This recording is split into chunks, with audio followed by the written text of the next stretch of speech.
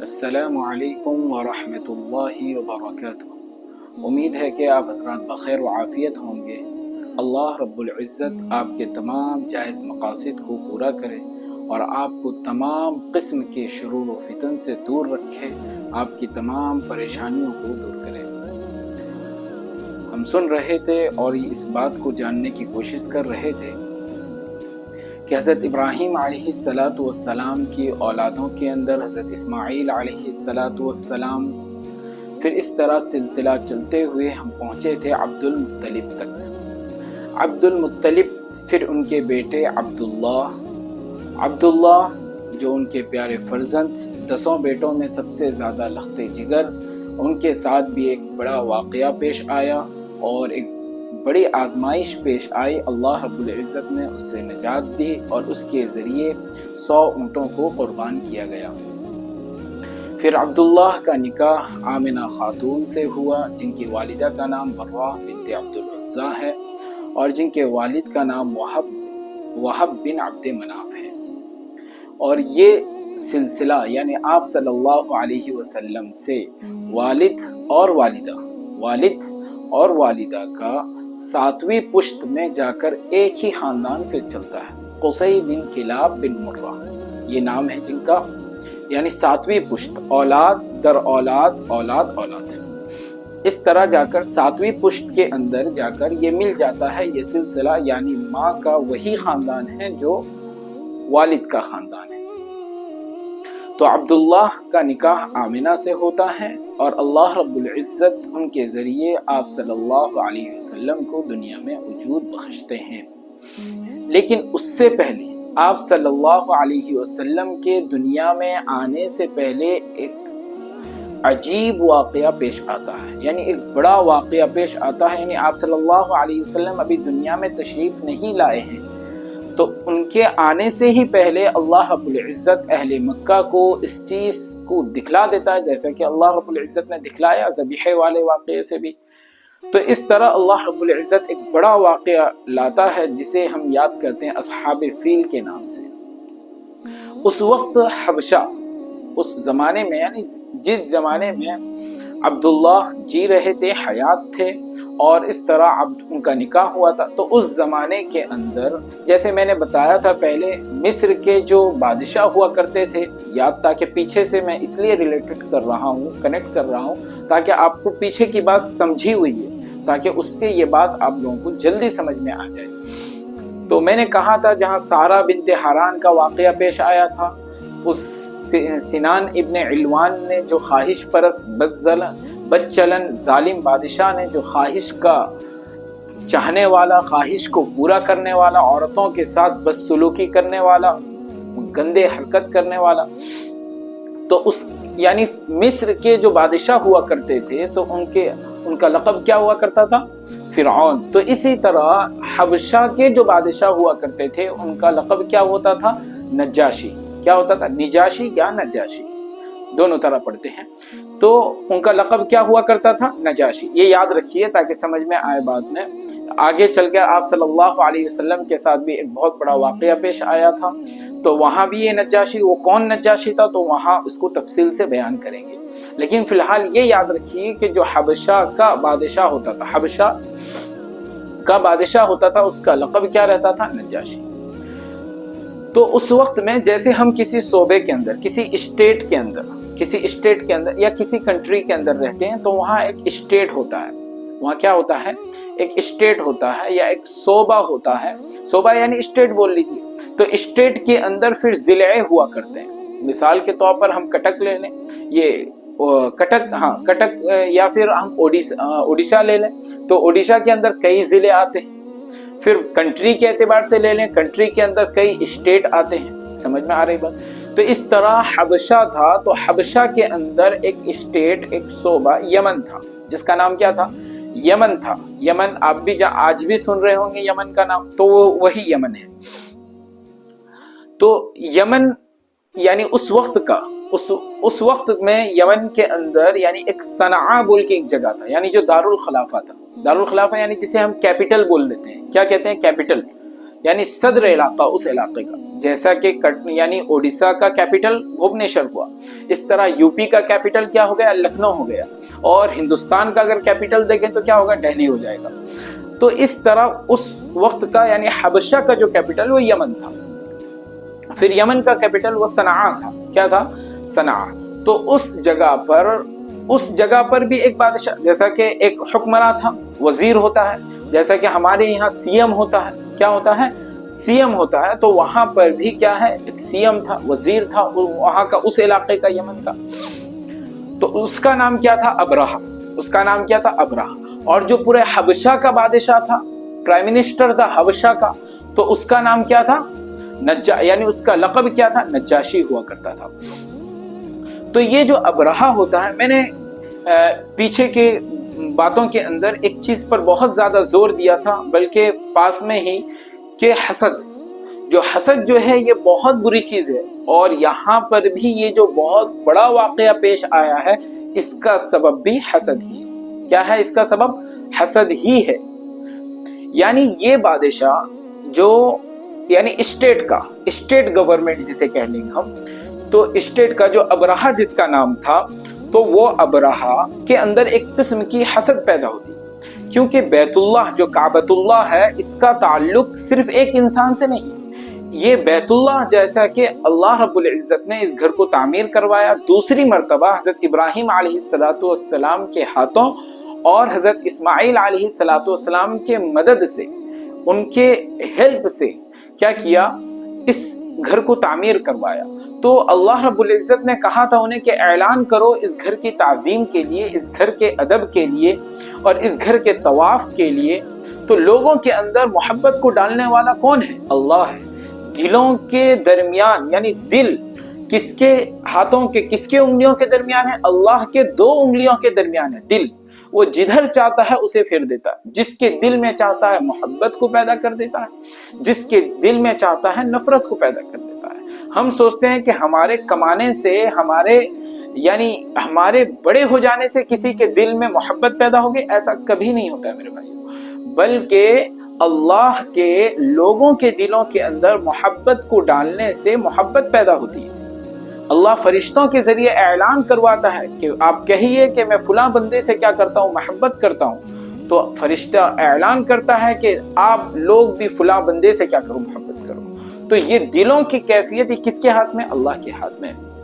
تو اس طرح بیت اللہ سے محبت تمام لوگوں کے دلوں میں, خصوصاً اہل حجاز, اہل عرب کے اندر, اور اس طرح اطراف کے جو لوگ تھے, تو ان کے دلوں کے اندر بھی بیت اللہ کی محبت تھی. سارے لوگ آتے تھے, اس کا طواف کرتے تھے, وہاں عبادت کرتے تھے. یعنی معبد بنا ہوا تھا, وہ لوگوں کی عبادت گاہ بنی ہوئی تھی, یعنی پریئر پلیس بنا ہوا تھا, پریئر پلیس بنا ہوا تھا. تو یہی حسد کی بنا پر سارے لوگوں کا نظریہ ایک جیسا تھوڑی ہوتا ہے. جیسا کہ پیچھے ایک واقعہ میں نے سنایا, مشہور واقعہ عمرو ابن حارث کا. کس کا؟ عمرو ابن حارث کا, جس کا تعلق کس سے تھا؟ قبیلے جرہم سے تھا. اس نے کیا کیا تھا؟ آب زمزم کو بند کر کے اور نقصان پہنچا کر, ہدیے و تحائف جو آتے تھے اپنی ذاتی استعمال پر, پرسنل لائف میں استعمال پر لاتے ہوئے کیا کیا, نقصان پہنچایا, وہ چلا گیا چھوڑ کر. تو ایسا ہی اس ابرہہ کے ساتھ بھی ایسا ہی واقعہ پیش آیا, بلکہ اس سے بدتر واقعہ پیش آیا. تو اس کے دل میں بھی ایک قسم کا حسد یہ پیدا ہوا کہ ہم یعنی بیت اللہ کی کیوں تعظیم کریں, سارے لوگوں کی توجہ کیوں اسی طرف. ارے توجہ کسی انسان کے بولنے سے تھوڑی ہوتی, کسی انسان کے کرنے سے تھوڑی ہوتی ہے, بلکہ اللہ جس کی توجہ, جس کا رسوخ اس کی طرف کرنا چاہتا ہے, تو اس کی توجہ, اس کا رسوخ, یعنی اس کا جو دھیان, اس کا نظریہ اسی کی طرف ہو جاتا ہے. یہ اللہ کے ہاتھ میں اس کا کنٹرول ہوتا ہے. تو اسی حسد کی بنا پر اس نے کیا کیا, ایک گرجا گھر تعمیر کیا. وہ صنعاء کے ملک, یعنی مقام صنعاء میں, دارالخلافہ میں, اس کیپٹل کے اندر کیا کیا, اس نے ایک یعنی سنہرا خوبصورت کیا کیا, ایک گرجا گھر تعمیر کیا, تاکہ لوگ کیا کریں, اس کی عبادت کریں, اس کا طواف کریں, خانہ کعبہ کی تعظیم کو کم کرنے کے لیے. وَتُعِزُّ مَن تَشَاءُ وَتُذِلُّ مَن تَشَاءُ, یعنی اللہ جسے چاہے عزت بخشے اسی کی عزت ہوتی ہے, سب کی عزت نہیں ہوتی ہے. اللہ جسے چاہے ذلت دے اسی کو ذلت پہنچتی ہے. تو وہ یہ پلاننگ کیا کہ میں ایک ایسا خوبصورت اور حسین گھر بناؤں گا جس کے لوگ کیا کریں گے؟ عبادت کریں گے. گرجا گھر، معبد اسے کہتے ہیں عبادت کرنے کی جگہ کو. جیسے مطعم کہتے ہیں ہوٹل کو کیا کہتے ہیں؟ مطعم. کھانے کی جگہ کو کیا کہتے ہیں؟ مطعم کہتے ہیں. تو معبد کہتے ہیں عبادت کرنے کی جگہ کو، یعنی پریئر پلیس، جہاں پر کیا کی جاتی ہے؟ عبادت کی جاتی ہے. مسجد وغیرہ لے لیجیے، عبادت خانہ لے لیجیے، تو یہ تمام جگہیں. تو اس طرح کا ایک گرجا گھر بنایا اس نے، بڑے خوبصورت سے، بڑا اونچا تو بنایا. بنانے کے بعد جب یہ لوگوں یعنی خصوصاً اہل مکہ کے کان پر یہ جب بات پڑی کہ اس نے اس کے مقابل میں اس سے موازنہ کرتے ہوئے، مقابلہ کرتے ہوئے، کمپیٹ کرتے ہوئے کیا کیا اس نے ایک گھر بنایا ہے تاکہ اس کی تعظیم کم ہو جائے، لوگ اس طرف یہ ہو جائیں، مائل ہو جائیں. تو قبیلے یعنی بنو فقیم کا ایک شخص کیا کیا؟ وہاں گیا. کہاں پر؟ صنعاء میں. بنو فقیم کا ایک شخص، فا پر پیش ہے، بنو فقیم کا ایک شخص وہاں گیا. وہاں جانے کے بعد اس نے لوگوں کے اندر ایک رسوخ، اپنا ایک شہرت، یعنی لوگوں کو اپنے طرف مائل کر لیا.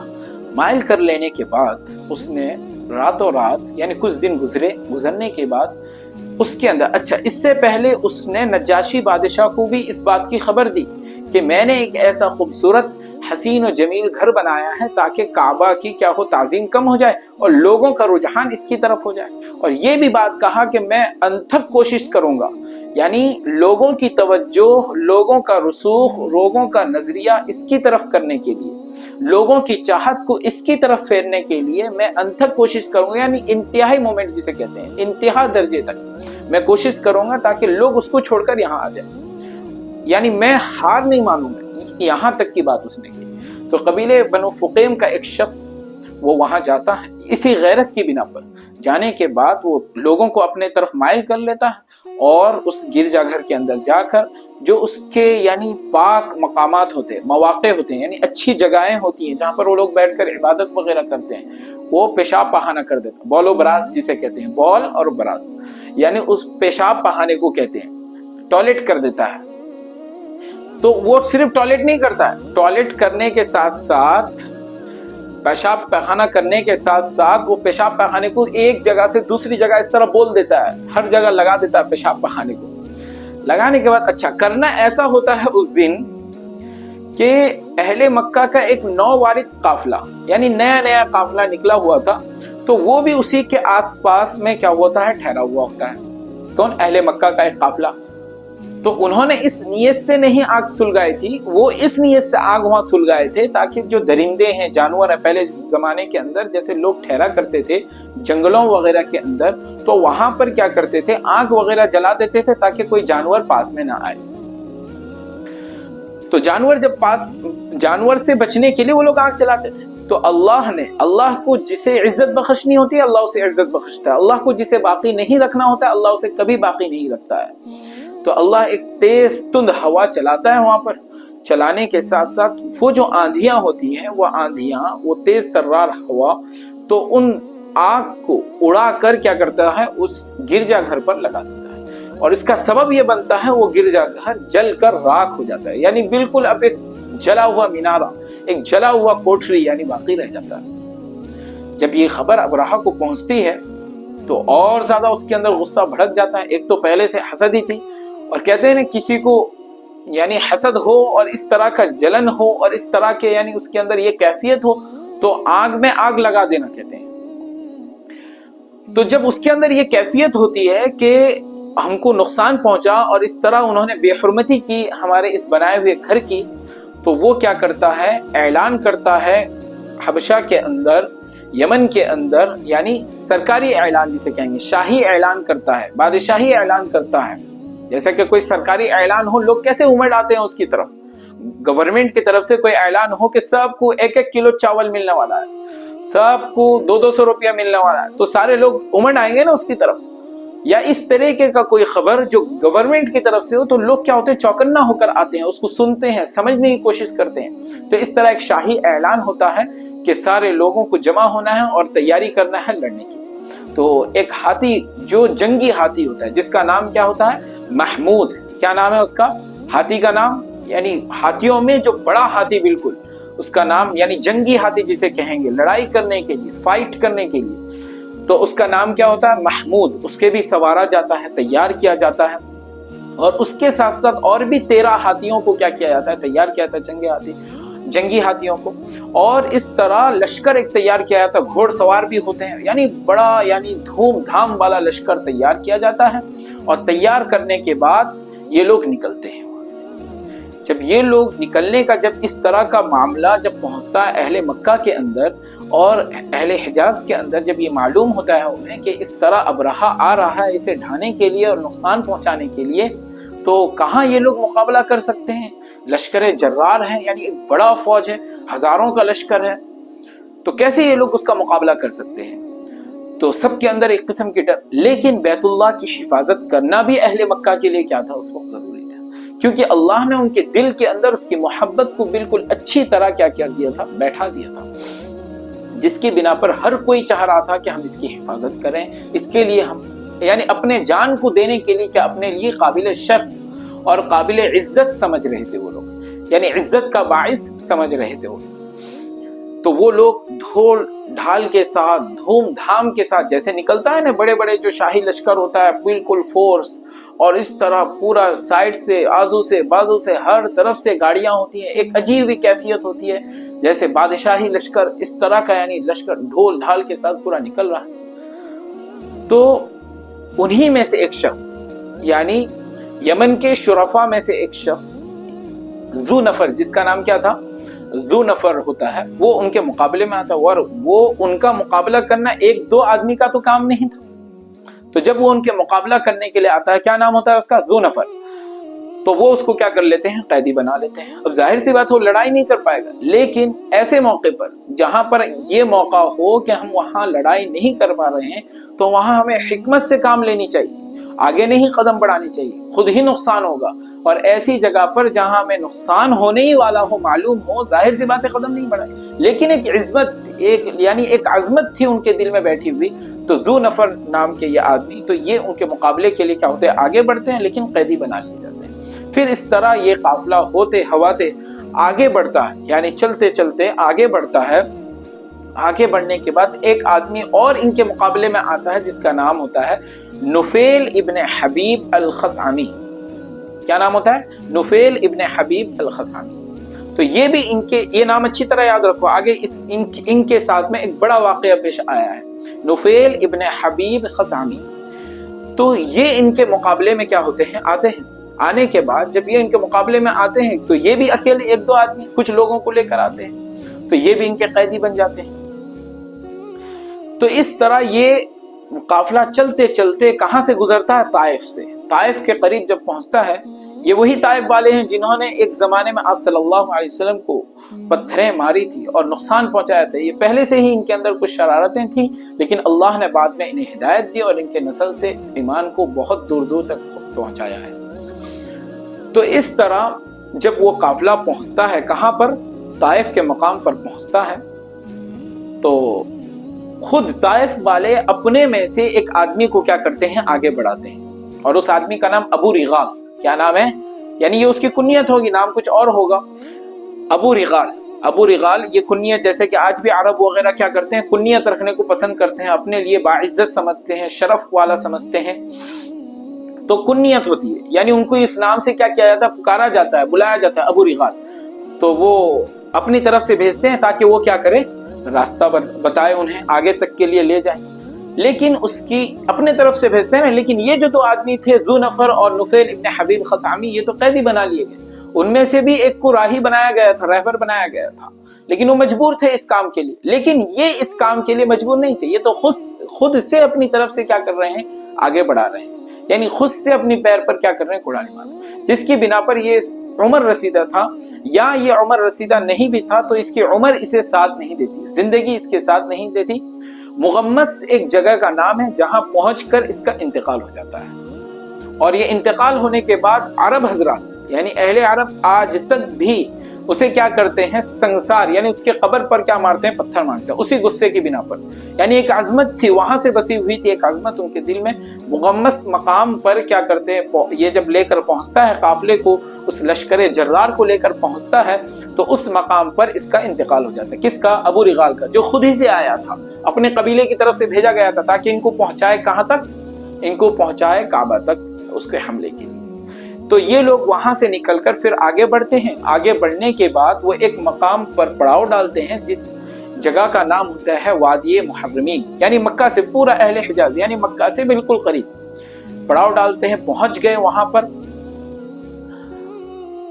تو اس جگہ پر پڑاؤ ڈالتے اس سے پہلے تو اس کا انتقال ہو گیا. یہ لوگ آ کر وہاں پر ٹھہر گئے کیونکہ کہیں بھی اس طرح کی لڑائی ہوتی ہے تو پہلے ایک جگہ پر کیا کرتے ہیں ٹھہر جاتے ہیں. یہ پہلے طریقے کا یعنی پہلے زمانے میں اس طرح کے اصول ہوتے تھے یا اس زمانے میں بھی اس طریقے کے اصول ہوتے ہیں تاکہ وہاں کے ماحول سے احوال سے علاقے میں کیا چل رہا ہے تاکہ اس سے اچھی طرح واقفیت ہو جائیں جان لیں کہ کچھ گڑبڑ تو نہیں ہے وہاں لوگ کتنے ہیں کیا ہم ان کا مقابلہ کر سکتے ہیں یا نہیں کر سکتے ہیں. تو یہ احوال جاننے کے لیے اس حالات سے واقفیت ہونے کے لیے وہ پہلے ہی ٹھہر جاتے ہیں کچھ دور میں پھر حالات سے واقفیت ہونے کے بعد پھر آگے قدم بڑھاتے ہیں.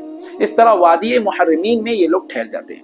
وادی محرمین میں ٹھہرنے کے بعد یہ تو قیدی ہیں تو بنے ہوئے ہیں قیدی کون؟ نفیل ابن حبیب خزامی. ان کو انہوں نے راہی بنا لیا تھا رہبر یہ ہیں. اور اس طرح ذو نفر انہیں بھی مقید کر دیا گیا ہے. تو اس کے درمیان میں وہاں پر جو یہ اس کا نام ابرہا نامی جو بادشاہ ظالم بادشاہ تو یہ کیا کرتا ہے ایک شخص کو وہاں بھیجتا ہے. کہاں؟ کعبہ میں بھیجتا ہے. اسود ابن مقصود کیا نام ہوتا ہے اس کا؟ اسود ابن مقصود. تو اسے بھیجتا ہے کس کام کے لیے؟ تاکہ وہاں جائے لوٹ کھسوٹ کرے اور لوگوں کی چیزوں کو لوٹ لے آئے وہاں سے اسے جمع کر لے اپنے پاس لا کر کیا کر لے اکٹھا کر لے. تو یہ جاتا ہے بہت لوٹ کھسوٹ مچاتا ہے وہاں پر اور لوگوں کی چیزوں کو چھینتا ہے جھپڑتا ہے اور ساتھ ہی ساتھ عبد المطلب جو اس وقت کے سردار ہوتے ہیں ان کی تقریباً 200 اونٹ چر رہے ہوتے ہیں انہیں بھی ہانک لے آتا ہے اور خوشی خوشی کیا کرتا ہے لے آتا ہے تاکہ میں بادشاہ کے سامنے یہ عزیز تحفہ کیا کروں سردار کے اونٹوں کو لے آیا ہوں عزیز تحفہ میں کیا کروں پیش کروں. تو اسی خوشی میں کیا کرتا ہے یہ کام انجام دیتا ہے. جیسا کہ اس وقت میں بھی جو بدماش ہوتے ہیں تو وہ کیا کرتے ہیں اس طریقے کا غلط حرکت کرتے ہیں تاکہ وہ ان کے سردار کے لیے کیا ہو خوشی کا سبب بنے. تو اسی طرح جس طرح اس دور میں بھی اس طریقے کے فسادی لوگ بدماش لوگ موجود ہوتے ہیں ان کے اندر بھی ایک گروپ ہوتا ہے تاکہ وہ اچھا کام وہ اپنے لیے سمجھتے ہیں. تو اس طریقے کے لوگوں میں سے وہ بھی تھا اسود ابن مقصود. وہ بھی کیا ہے اس طرح ہکا کر لے کر آیا اور وہ یہ سمجھانے کی کوشش کی یعنی اپنے آپ میں یہ سمجھ رہا تھا کہ میں اس کے لیے خوشی کا کیا بنوں گا سبب بنوں گا. تو ہوتا یہ ہے کہ پھر یہ بھیجتا ہے ایک آدمی کو جس کا نام حناطہ حمیری ہوتا ہے. جس کا نام کیا ہوتا ہے؟ حناطہ حمیری ہوتا ہے. یہ کس لیے بھیجتا ہے اسے؟ تاکہ وہ اعلان کرے جیسا کہ آج کل جو جنگیں چالو ہے اسرائیل کی اور اسی طرح کس کی؟ فلسطین کی جنگیں چالو ہیں. اس سے آپ کو تاکہ کرنٹ چیزیں آپ کو جلدی سمجھ میں آ جائے گی. اس سے بعد کہ جب اسرائیل حملہ کرنے والا ہوتا ہے تو وہ اعلان کرتا ہے کہ فلاں مقام کو غزہ کی فلاں پٹی کو کیا کر دو خالی کر دو. یا اس طریقے کے دو کنٹری کے اندر دو ملک کے اندر جب لڑائیاں ہوتی ہیں تو وہاں پر بھی اسی طرح کا اعلان ہوتا ہے کہ فلاں جگہ کو خالی کر دو. یعنی عوامی پلیس جو ہوتا ہے یعنی پبلک پلیس جو ہوتا ہے وہاں کو خالی. یہ یعنی جو اقوام متحدہ ہے اس کے مخالف ہے یہ قانون کہ عوام پر بمباری نہیں کی جا سکتی ہے جس طرح کہ آج کیا جا رہا ہے. بناوٹی یعنی اقوام متحدہ کو بنانے والے وہی اور حکم کو توڑنے والے بھی وہی ہیں. اس کا قانون یہ ہے کہ ہم پبلک پلیسز پر کیا کر سکتے ہیں بمباری نہیں کر سکتے لیکن آج یہ ہو رہا ہے. اور اسلام کا قانون بھی یہی ہے کہ ہم پبلک پلیسز پر پبلک کا کیا تعلق ہے اس سے پبلک نے کیا کیا ہے اس کے ساتھ تعلق تو جنگجوؤں کا ہے. لڑائی کا تعلق کس سے ہے؟ جنگجوؤں کا ہے فوجیوں کا ہے. تو اس طرح وہ حناطہ حمیری کو اس بات کے لیے بھیجتا ہے کہ وہ جا کر اعلان کرے. وہ جاتا ہے اعلان کرتا ہے کہ یہ اہل مکہ والوں آپ یعنی اس گھر کو کیا کر دو خالی کر دو اپنے گھر سے بھی خالی کر دو اور اس گھر کو چھوڑ دو. ہمارا مقصد تم سے لڑائی کرنا نہیں ہے.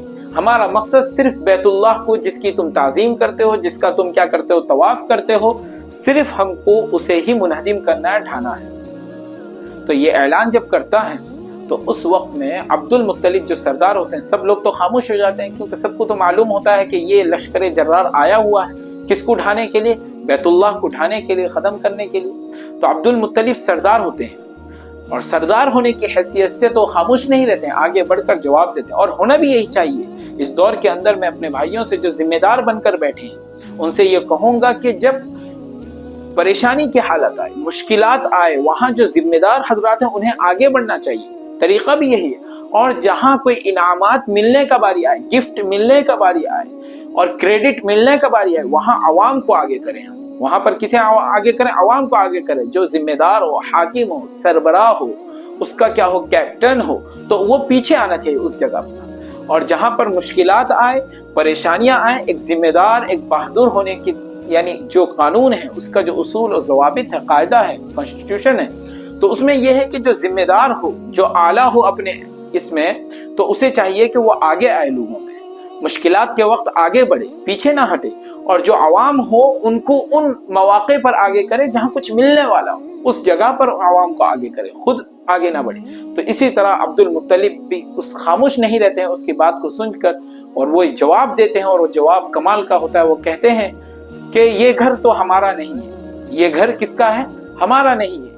ہم یہ گھر جس کا ہے وہ خود ہی اس کی کیا کر لے گا؟ حفاظت کر لے گا۔ ہم تو ہمارے مالک ہیں، ہم ہماری چیزوں کے کیا ہیں؟ مالک ہیں۔ تو وہ کہتا ہے، جو حناطہ حمیری ہے، وہ کہتا ہے کہ اے عقل مند قریشی، کیا کہتا ہے؟ یہ عقل مند قریشی، میں تو سمجھ رہا تھا کہ تو بہت عقل مند ہے۔ جیسا کہ کہتے ہیں نا، کبھی کبھی ایسی باتیں ہوتی ہیں، جو شریف لوگ ہوتے ہیں ان کی زبان سے ایسی بات نکلتی ہے جو سامنے والا جو شخص ہوتا ہے، بدچلن ہوتا ہے، جس کے عقل کے اندر صرف کھوپڑی ہوتی ہے، صحیح سمجھ نہیں ہوتی ہے، تو وہ سمجھتا ہے کہ سامنے والا ایسے ہی بات کر رہا ہے، لیکن وہ بہت بڑی اور بہت دور کی بات کر رہا ہوتا ہے۔ کیونکہ گھر جس کی ہے، گھر کس کا تھا؟ اللہ رب العزت کا تھا، اور حفاظت بھی کون کرے گا؟ اللہ ہی خود کرے گا، اور ہوا بھی ایسے ہی۔ تو جب اس سے یہ بات کہتے ہیں اس کو، تو وہ کہتا ہے کہ کاش کہ یہ بات تو ہمارے سردار کے پاس کہہ دیتا ہے۔ تو وہ اسی کے ساتھ کیا ہوتے ہیں؟ آتے ہیں کہ چلو آتے ہیں۔ آنے کے بعد وہ پہنچتے ہیں وہاں، کہاں پر؟ ابرہہ کے پاس۔ ابرہہ کے پاس تو نہیں پہنچتے، اس سے پہلے پہنچتے ہیں۔ اس سے پہلے پہنچنے کے بعد تو ان کی ملاقات ہوتی ہے فوجیوں سے، لوگ جو وہاں چھاونیوں میں ٹھہرے ہوئے ہوتے ہیں ان سے ہوتی ہیں، جو لڑائی کرنے آئے ہوتے ہیں ان سے ہوتی ہیں۔ اسی طرح ان کے ایک ساتھی جو مقید تھے، جن کا نام کیا تھا؟ ذو نفر تھا۔ کیا نام تھا؟ ذو نفر تھا، مقید تھے، تو ان سے بھی ملاقات ہوتی ہے۔ وہ کہتے ہیں کہ ہو سکے تو میرا کچھ مدد کر دو، میرے 200 اونٹوں کو انہوں نے قیدی بنا لیا ہے۔ وہ کہتے ہیں کہ ذو نفر میں بتایا تھا پہلے جو شخص آئے تھے کس کے ساتھ؟ ابرہہ کے ساتھ مقابلہ کرنے کے لیے، تو انہیں قیدی بنا لیا گیا تھا۔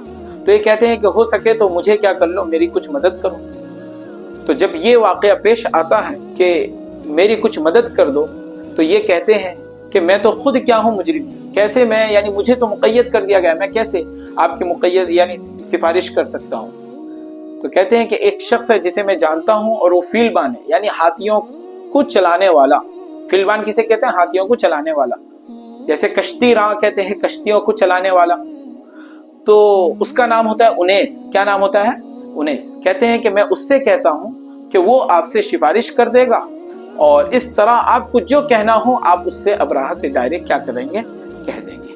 انہی باتوں پر ہم اپنی گفتگو کو یہاں مکمل کرتے ہیں، انشاءاللہ یہاں سے ہم آگے آئندہ بتائیں گے۔ السلام علیکم ورحمۃ اللہ وبرکاتہ۔